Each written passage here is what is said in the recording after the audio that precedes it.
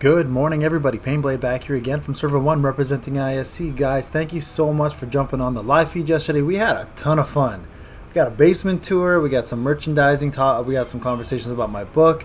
It was pretty intimate. It was awesome. Plus, at the same time, we kicked some Akatsuki ass. 115 million was the number that we hit.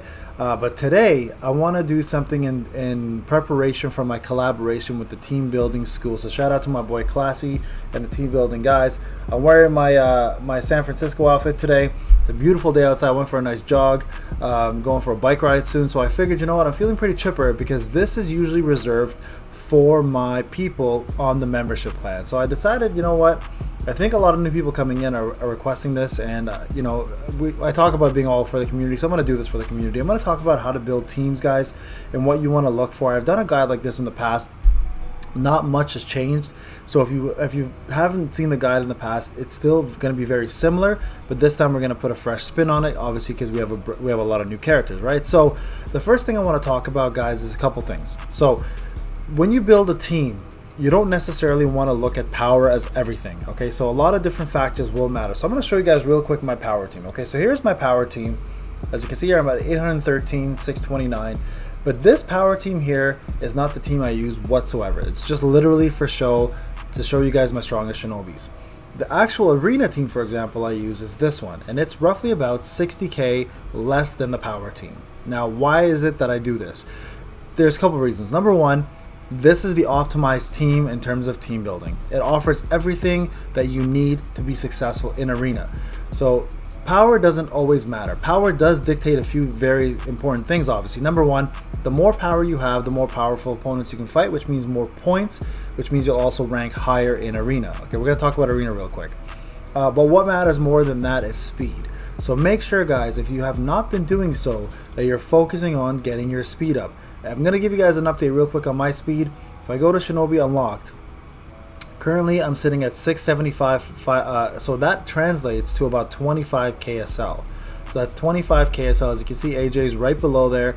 He's also kicking around that. Peanut's doing really well as well too, close to the 500 mark. So if you're looking at yourselves and you're like, you know what, I'm a 5K, I'm good there, don't even think about it.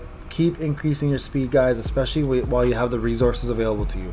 So gauge your speed based on the rest. Like, you don't have to be as fast as us, obviously, but gauge it on the rest of the alliance, or sorry, the rest of the server that you're on, okay? Now, team building.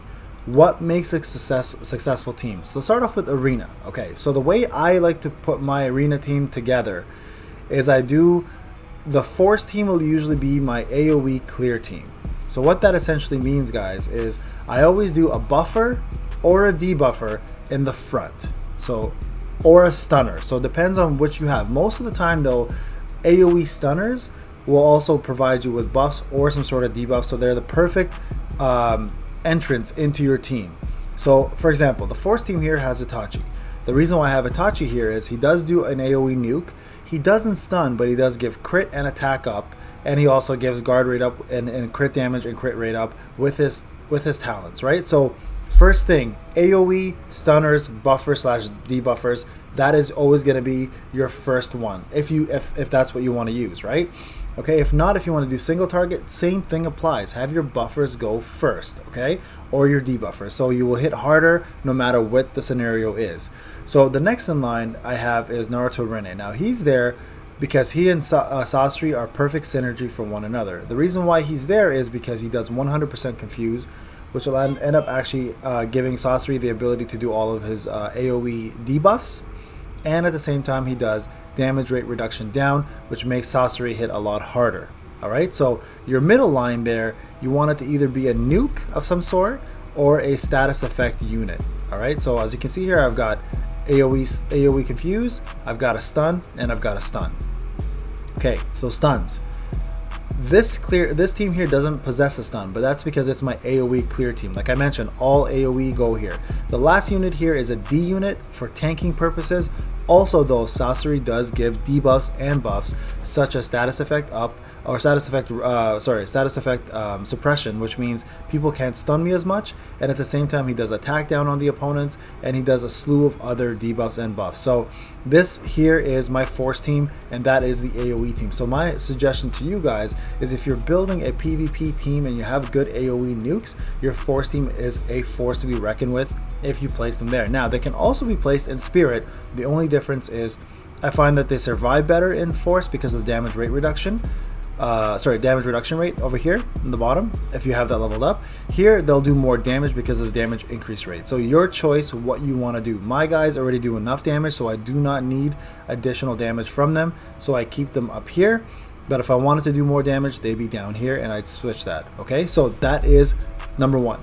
Number two, spirit team. Now this team is a complete nuke team, okay, but at the same time they're both stunners in case guard rate or something kicks in and stops them from killing somebody. So I start off again with my Sasuke Kirin, who does damage rate reduction, damage reduction rate down on all active allies that he hits. He also does an AoE stun and a nuke, and he also does attack up and damage increase rate up for the active cell. Okay, so the active allies, in this case, will be the cell. Kakashi, of course, will do AoE, single target nuking, including a stun, and Hebi will also do single target nuking and a stun. This team is meant to either destroy things or stun. That is the goal here, okay? Instant Jitsu, obviously Kakashi's super important. When you start the fight, he already can mess up people pretty badly by just doing a stun alone. So it's really important to make sure, guys, you have Kakashi in somewhere that's not the first cell. Try to put him last, in my opinion, or second.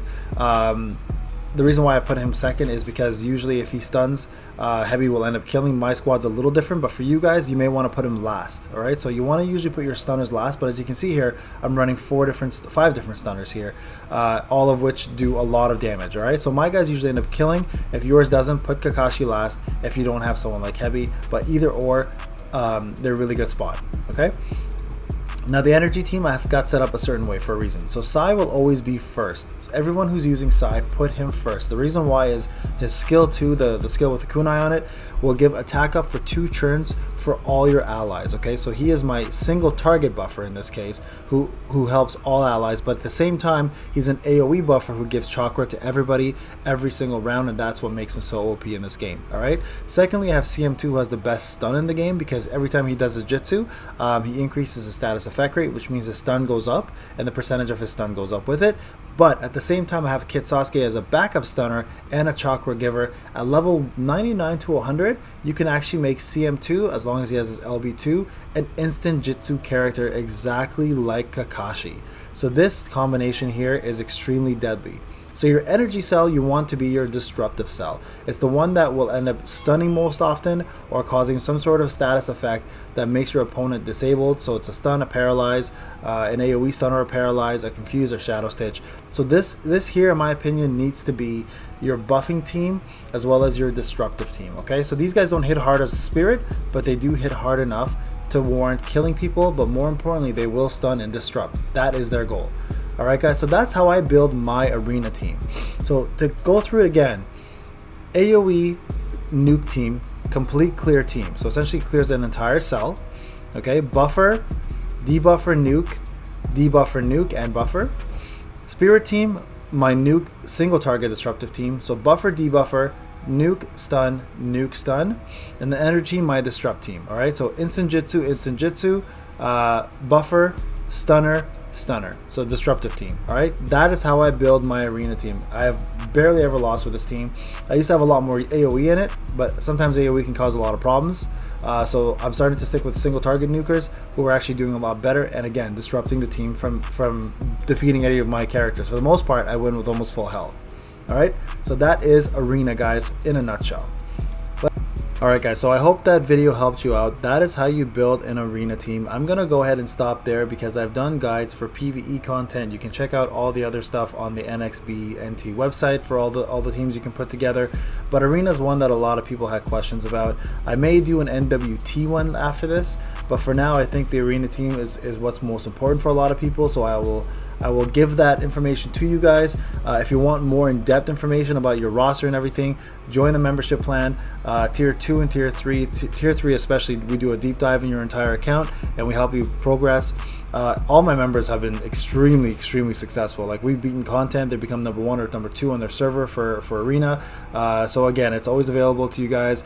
There's a join button. You got to make sure you log into the YouTube browser version, desktop version that is, and then you guys click the join button. You guys can check out what's there. Our family's growing like crazy, and it's such an amazing environment.